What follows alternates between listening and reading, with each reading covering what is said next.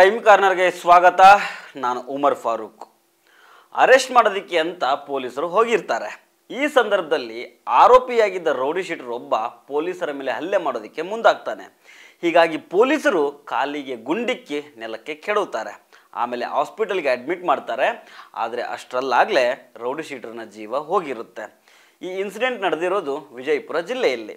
ಹಾಗಾದರೆ ಈ encounter story ಬಗ್ಗೆ ನೋಡೋಣ. ಆದರೆ ಅದಕ್ಕೂ ಮೊದಲು ನೀವಿನ್ನೂ ನಮ್ಮ ಚಾನಲನ್ನು ಸಬ್ಸ್ಕ್ರೈಬ್ ಮಾಡಿಲ್ಲ ಅಂದರೆ ದಯವಿಟ್ಟು ಸಬ್ಸ್ಕ್ರೈಬ್ ಮಾಡಿಕೊಳ್ಳಿ. ಹಾಗೆ ಈ ವಿಡಿಯೋವನ್ನು ಕೊನೆ ತನಕ ಮಿಸ್ ಮಾಡದೆ ನೋಡಿ.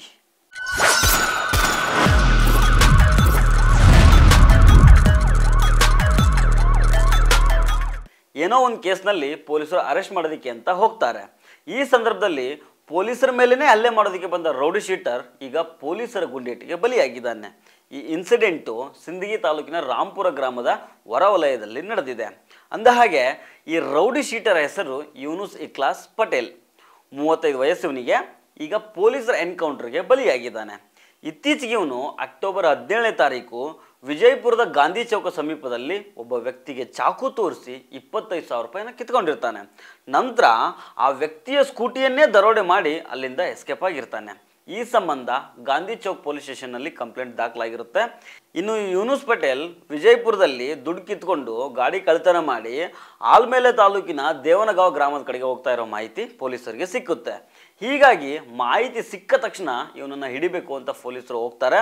ಫಾಲೋ ಮಾಡ್ಕೊಂಡು ಹೋದಾಗ ಸಿಂದಗಿ ತಾಲೂಕಿನ ರಾಂಪುರ ಅನ್ನೋ ಗ್ರಾಮದ ಸಮೀಪದಲ್ಲಿ ಯೂನುಸ್ ಪಟೇಲ್ ಸಿಕ್ಕಾಕೊಳ್ತಾನೆ. ಇನ್ನೇನು ಇವನನ್ನು ಅರೆಸ್ಟ್ ಮಾಡಬೇಕು ಅಂತ ಪೊಲೀಸರು ಸಮೀಪ ಹೋಗ್ತಿದ್ದಂಗೆ ಅಲ್ಲಿದ್ದ ಇಬ್ಬರು ಕಾನ್ಸ್ಟೇಬಲ್ ಹಾಗೂ ಇನ್ಸ್ಪೆಕ್ಟರ್ ಮೇಲೆ ರೌಡಿ ಶೀಟರ್ ಯೂನುಸ್ ಪಟೇಲ್ ಹಲ್ಲೆ ಮಾಡೋದಕ್ಕೆ ಮುಂದಾಗ್ತಾನೆ. ಆಗ ಅಲ್ಲಿದ್ದ ಇನ್ಸ್ಪೆಕ್ಟರ್ ಪ್ರದೀಪ್ ತಳಕೇರಿ ಹಾಯ ತಪ್ಪಿ ಕೆಳಕ್ಕೆ ಬೀಳ್ತಾರೆ. ಈ ಸಂದರ್ಭದಲ್ಲಿ ಎಚ್ಚರಿಕೆ ಕೊಡೋದಕ್ಕೆ ಅಂತ ಇನ್ಸ್ಪೆಕ್ಟರು ಗಾಳಿಯಲ್ಲಿ ಗುಂಡನ್ನು ಹೊಡಿತಾರೆ. ಆದರೂ ಸರೆಂಡರ್ ಆಗದ ರೌಡಿ ಶೀಟರ್ ಯೂನುಸ್ ಪಟೇಲ್ ಮತ್ತೆ ಪೊಲೀಸರ ಮೇಲೆ ಅಟ್ಯಾಕ್ ಮಾಡೋದಕ್ಕೆ ಮುಂದಾಗ್ತಾನೆ.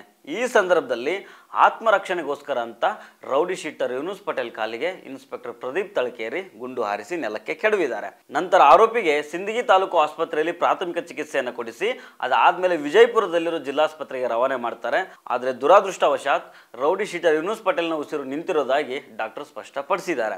ಅಂದಹಾಗೆ ಈ ರೌಡಿ ಶೀಟರ್ ಕಡಿಮೆ ಮನುಷ್ಯನೆಲ್ಲ, ಬರೋಬ್ಬರಿ 12 ಕೇಸ್ ಇದಾವೆ ಇವನ ಮೇಲೆ. ಇದರಲ್ಲಿ 2 ಕೊಲೆ ಪ್ರಕರಣ, 1 ಕೊಲೆ ಯತ್ನ ಕೇಸ್ಗಳಿದ್ದಾವೆ. ಈ ಬಗ್ಗೆ ತನಿಖೆ ಮುಂದುವರೆದಿದೆ. ವಿಜಯಪುರಕ್ಕೆ ಲಕ್ಷ್ಮಣ್ ನಿಂಬರ್ಗಿ ಅವರು SP ಆಗಿ ಹೋದ್ಮೇಲೆ ಒಬ್ಬೊಬ್ಬರೇ ಕ್ರಿಮಿನಲ್ಗಳನ್ನು ನೆಲಕ್ಕೆ ಕೆಡುತ್ತಾ ಇದ್ದಾರೆ. ಇವಾಗ ಯೂನುಸ್ ಪಟೇಲ್ ಎನ್ಕೌಂಟರ್ ಆಯಿತು. ಮೊನ್ನೆ ಅಷ್ಟೇ, ಏನು 1 ವಾರ ಕೂಡ ಆಗಿಲ್ಲ, ಮತ್ತೊಬ್ಬ ಆರೋಪಿಗೆ ಪೊಲೀಸರ ಗುಂಡೇಟು ಬಿದ್ದಿತ್ತು. ಆರೋಪಿಗಳು ಕ್ರೈಮ್ ಮಾಡಿ ಎಸ್ಕೇಪ್ ಆಗೋದು, ಅವರನ್ನು ಹಿಡಿಯೋಕ್ಕೆ ಪೊಲೀಸರು ಫಾಲೋ ಮಾಡ್ಕೊಂಡು ಹೋಗೋದು, ಆಮೇಲೆ ಆರೋಪಿಗಳು ಪೊಲೀಸರ ಮೇಲೇ ಅಟ್ಯಾಕ್ ಮಾಡೋದಕ್ಕೆ ಮುಂದಾಗೋದು. ಈ ಹೊತ್ತಲ್ಲಿ ಆತ್ಮರಕ್ಷಣೆಗೋಸ್ಕರ ಅಂತ ಆರೋಪಿಗಳ ಕಾಲಿಗೆ ಗುಂಡೇಟು ಕೊಟ್ಟು ನೆಲಕ್ಕೆ ಕೆಡುವುದು. ಇಂಥ ಇನ್ಸಿಡೆಂಟ್ಗಳು ನಡ್ಕೊಂಡು ಬರ್ತಾನೆ ಇದ್ದಾವೆ. ಈಗ ವಿಜಯಪುರದಲ್ಲಿ ಪೊಲೀಸರ ಬುಲೆಟ್ಟಿಗೆ ರೌಡಿ ಶೀಟರ್ನ ಹೆಣನೇ ಬಿದ್ದೋಗಿದೆ. ಸೊ ಫ್ರೆಂಡ್ಸ್, ಇದು ಇವತ್ತಿನ ಕ್ರೈಮ್ ಕಾರ್ನರ್. ಮತ್ತೆ ಭೇಟಿ ಆಗ್ತಿರೋಣ. ನಮಸ್ಕಾರ.